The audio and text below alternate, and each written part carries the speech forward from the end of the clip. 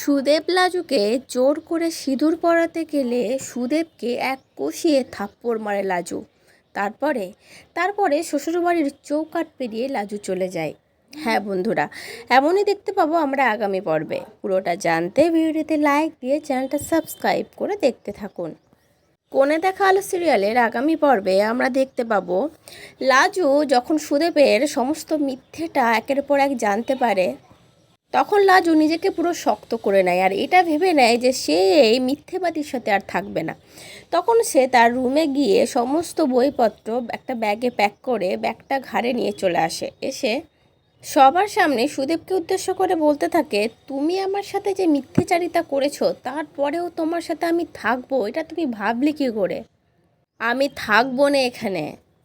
যে তার বউকে শাস্তি দেবে বলে বউ এত রকমভাবে শাস্তি পাচ্ছে জেনেও নিজেকে লুকিয়ে রাখে, তাও আবার লোকের কথা শুনে, তার সাথে আমি কখনো থাকবো না।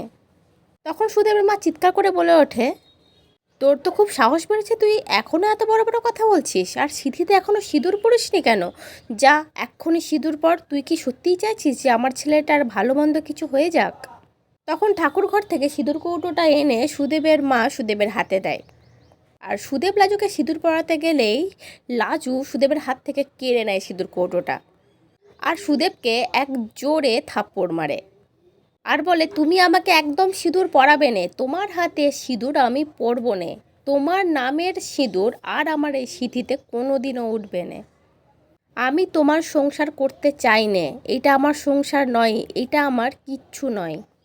আমি চলে যাচ্ছি শহরে, সেখানে গিয়ে বিয়ে ভাঙার কাগজ আমি খুব তাড়াতাড়ি পাঠিয়ে দিচ্ছি। তখন সুদেব বলে, তুই এইসব কি বলছিস লাজু? আমি তোর বর, আমি তোকে ভালোবাসি।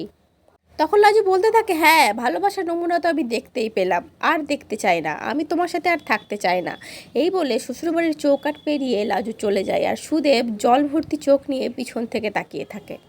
এবার দেখার পালা সত্যি সত্যি লাজু আর সুদেবের ডিভোর্সটা হয় কি না, আর বনলতার কী শাস্তি হয় সেটাও আমরা অপেক্ষা করছি দেখার জন্য। তাই তো বন্ধুরা, তো কেমন লাগলো পর্বটা অবশ্যই কমেন্ট করে জানিও। পরবর্তী আপডেট নিয়ে তাড়াতাড়ি আসছি, সঙ্গে থেকো, সাথে থেকো, চ্যানেলটা সাবস্ক্রাইব করে দিও।